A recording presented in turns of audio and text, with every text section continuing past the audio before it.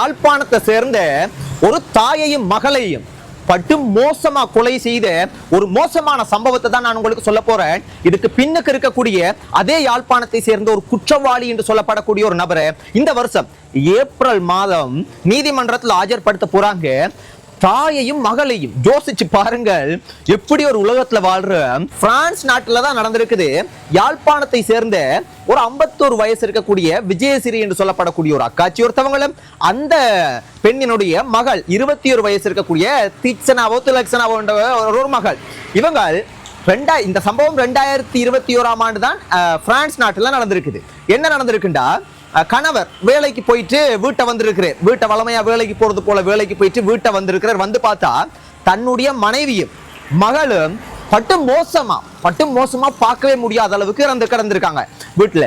அப்ப அவருக்கு அதிர்ச்சியாகி என்ன நடந்தது ஏது நடந்தது எதுவுமே தெரியாம இவர் போலீஸுக்கு தெரியப்படுத்திருக்கிறார். அப்ப உடனடியாக போலீஸ் வந்து பார்த்திருக்கிறாங்க. அங்க கச்சிதமாக ஒரு கொலை சம்பவம் நடந்திருக்கு. அந்த கொலையை மறைக்கக்கூடிய வகையில எல்லாமே கச்சிதமா செய்யப்பட்டிருக்கின்றதா ஆக்களுக்கு அந்த போலீஸுக்கு பார்க்கும்போது தெரிஞ்சிருக்குது. அப்ப இதனுடைய பின்னணிய அலசி ஆராய்ச்சி கிட்டத்தட்ட இந்த சம்பவம் 2021ஆம் ஆண்டு நடந்திருக்குது.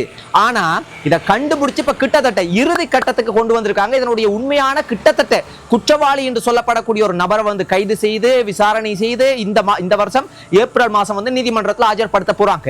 இந்த விஷயம் டீப்பா இன்னும் நாங்கள் பார்க்கணும்டா, இது கிட்டத்தட்ட ஒரு சொந்தக்காரர் செய்தது போலதான் இருக்குது. ஆனாலும் நாங்கள் அந்த விஷயம் எல்லாம் உறுதிப்படுத்த முடியாம சொல்ல முடியாது.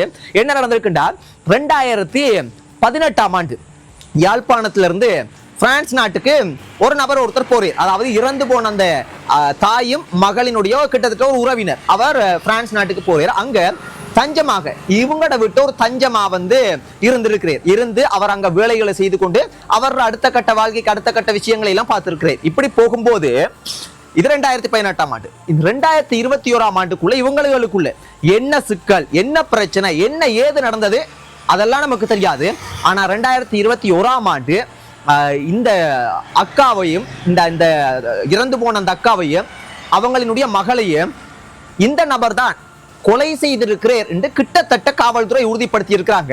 இது எப்படி உறுதிப்படுத்தி இருக்கிறாங்க என்றால், இந்த காவல்துறை விசாரணை செய்யறதுக்கு அந்த இடத்தை எல்லாம் பார்த்தா அதுல எதுலையுமே எந்த ஒரு கிட்டத்தட்ட அந்த இறந்து போனவங்களோட தாய்க்கு கிட்டத்தட்ட 30க்கும் அதிகமான கத்தி குத்துக்கள், மகளுக்கு கிட்டத்தட்ட 15க்கும் அதிகமான கத்தி குத்துகள் மோசமாக, அப்ப கிட்டத்தட்ட கத்தியால குத்தி மோசமான முறையில கொலை செய்யப்பட்டிருக்காங்க உறுதிப்படுத்தப்பட்டிருக்கு.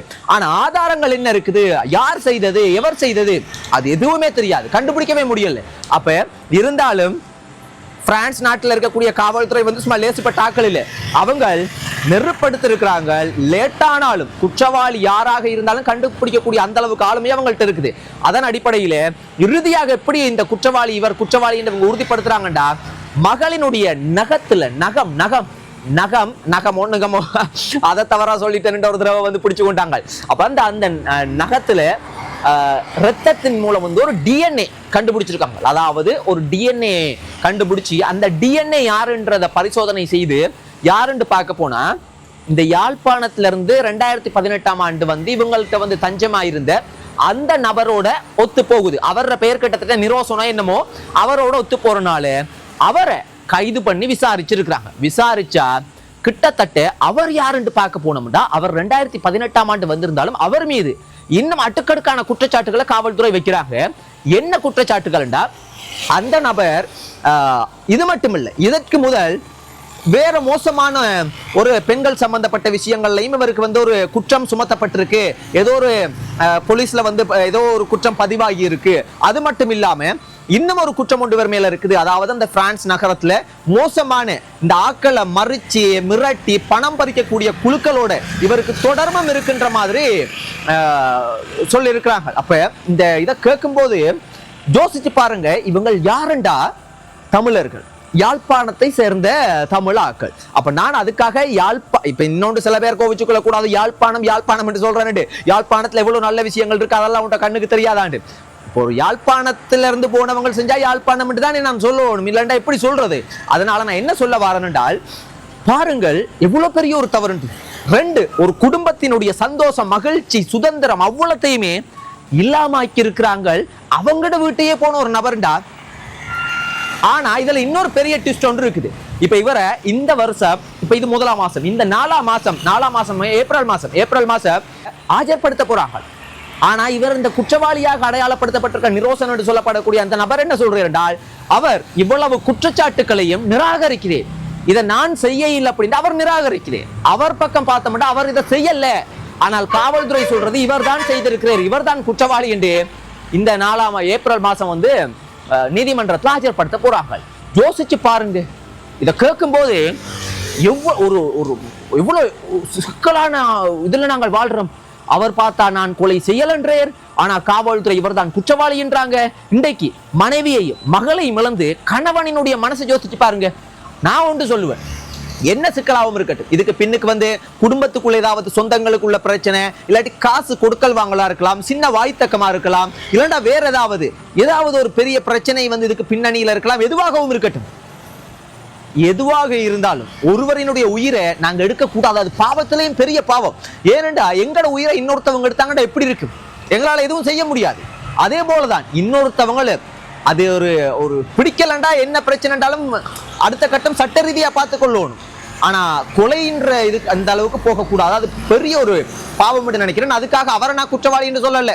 பிரான்ஸ் காவல்துறை வந்து அவங்க குற்றவாளி என்று கிட்டத்தட்ட அடையாளப்படுத்தி உறுதிப்படுத்தப்பட்டு அவரை நீதிமன்றத்தில் ஆஜர்படுத்த போறாங்க. ஆனால் அவர் குற்றவாளி இல்லைன்னு மறுக்கிறார். ஆனா அந்த மகளினுடைய வயசு திலக்ஷனா 21 வயசு. எவ்வளவு அழகாக இந்த தேசத்துல இந்த உலகத்துல வாழணும் என்று விருப்பப்பட்டிருப்பாங்க.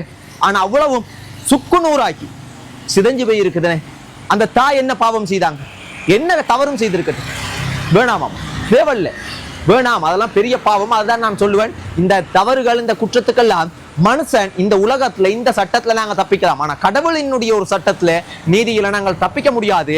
ஆனா நான் இன்னொன்றை நான் உங்களுக்கு சொல்லுவேன், கவனமாக இருங்க சொந்தங்களே. வெளிநாடோ எந்த நாட்டுக்கு போனாலும் கவனமாக பாதுகாப்பாக இருங்க. சின்ன சின்ன விஷயம் வந்து கடைசியில புரிந்துணர்வு இல்லாம கோபம் பெரிய பிரச்சனைகளை கொண்டு போய் நிறுத்திடும்.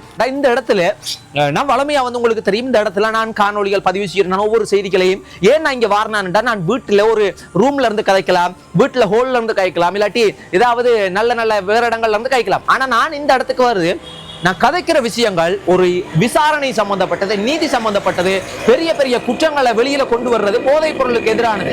அப்ப அந்த மாதிரி இதுக்கு கொஞ்சம் பொருத்தமா இருக்கிறது. பின்னுக்கு வாகனம் போறது கொஞ்சம் இரவு நேரம் மாதிரிக்கு வந்து அப்ப பாக்குற மக்களுக்கு வந்து அது சரியா அந்த செய்தி போய் சரியான முறையில கடத்தப்படணும் நான் நினைக்கிறது. ஏன் நான் இதை சொல்றேன் என்றால், இந்த இடத்துல இப்ப நான் வரும்போது வளமைக்கு மாறாக காவல்துறை, அதாவது டிராபிக் போலீஸ் இந்த இடத்துல இருந்து அவங்களோட டியூட்டியை செஞ்சு கொண்டிருந்தாங்க. போற வாகனங்களை மறிச்சு செக் பண்ணி கொண்டிருந்தாங்க. அப்ப நான் அதை தவறு சொல்லலை. அப்ப நான் வந்தேன், இந்த இடத்துல அவங்களோட பைக் நிறுத்தப்பட்டிருந்தது. இந்த இடத்துல இப்ப நான் நிக்கிற இடத்துல அப்ப அவங்கள்ட்ட நான் வந்து வீடியோ வளமையா ஷூட் பண்றேன். அப்ப நான் வீடியோ ஷூட் பண்றேன்னு சொன்னேன். அவங்கள ஒன்றும் சொல்லலை. பெஸ்ட் கொஞ்சம் ஒரு மாதிரி கொஞ்சம் முறாய்ப்பாதான் இருந்தாங்க. அப்புறம் நான் வச்சேன். அப்புறம் கேட்டேன், உங்களுக்கு எதுவும் டிஸ்டர்பா இருந்தால் சொல்லுங்க, பிரச்சனை ஒன்றும் இல்லைண்டு. உங்களை என்ன நீங்க உங்களோட டியூட்டியை செய்யறீங்க, நான் அது உங்களுக்கு தொந்தரவா அப்படின்னு கேட்டேன். அவள் ஒரு தொந்தரவும் இல்லைண்டாங்க. அப்புறம் அந்த பைக்கை மங்கால் எடுத்து வைக்கிறதுக்கு ஒரு சந்தர்ப்பத்தை வச்சாங்க. அவ என்ன சொல்லுவார் என்றால், கடைசியா அவங்களே என்னட்ட என்ன சொல்லிட்டு போறாங்கண்டா, நிக்சன் நீங்க நல்ல ஒரு விஷயங்களை கதைக்கிறீங்க, அப்ப இது நாங்க உங்களுக்கு சில நேரத்துக்கு நாங்கள் உங்களுக்கு தொந்தரவா இருக்கும்ன்ற மாதிரி, அதனால நீங்க உங்களோட காணொலியை செய்யுங்க, உங்களோட வேலையை செய்யுங்கட்டாங்க. அப்ப நான் சொன்னேன், இல்லை நாங்க வந்து இந்த இடத்துல வந்து நான் செய்யணும்னு அவசியம் இல்லை. ஏன்னா நீங்க ஒரு அரசாங்கத்தினுடைய காவல்துறை, நீங்க இந்த இடத்துல வேலை செய்யறீங்க, உங்களுக்கு நான் தொந்தரவு செய்ய முடியாது, உங்களுக்கு தொந்தரவு நான் போறேன், நான் லேட் ஆகி வந்து காணொலியை பதிவு செய்யறேன்னு அந்த டிராபிக் போலீஸ் என்ன சொன்னாங்கடா, இல்ல நாங்கள் தான் உங்களுக்கு தொந்தரவாக இருப்போம், இதுல இருந்தோம்டா உங்களுக்கு தான் கொஞ்சம் டிஸ்டர்பா இருக்கலாம் கதைக்கிறேக்குண்டு அவங்க அந்த இடத்த விட்டு போறாங்க. அதுவும் நான் மறுபடியும் கேட்டேன், எதுவும் உங்களுக்கு கோபமா ஒரு ஏண்டா இதுல நான் உங்களுக்கு தான் முன்னுரிமை கொடுக்க வேணும்ன்ற, இல்லவே இல்லை, நாங்கள் உங்க எந்த ஒரு கோபமும் இல்லை, நாங்கள் போறோம், நீங்கள் அழகா காணொலியை பதிவு செய்யுங்கன்னு சந்தோஷமா சிரிச்சிட்டு போறாங்க. இந்த மாதிரிக்கு நல்லவங்களா கெட்டவங்களா அது எனக்கு தெரியாது. இந்த மாதிரிக்கு மக்களோடையும் எல்லோரோடையும் அன்பாக பழகினா சந்தோஷம் என்று நான் நினைக்கிறேன். நன்றி சொந்தங்களே, இப்படியான சில விஷயங்களையும் பார்க்க கிடைக்குது. நன்றி.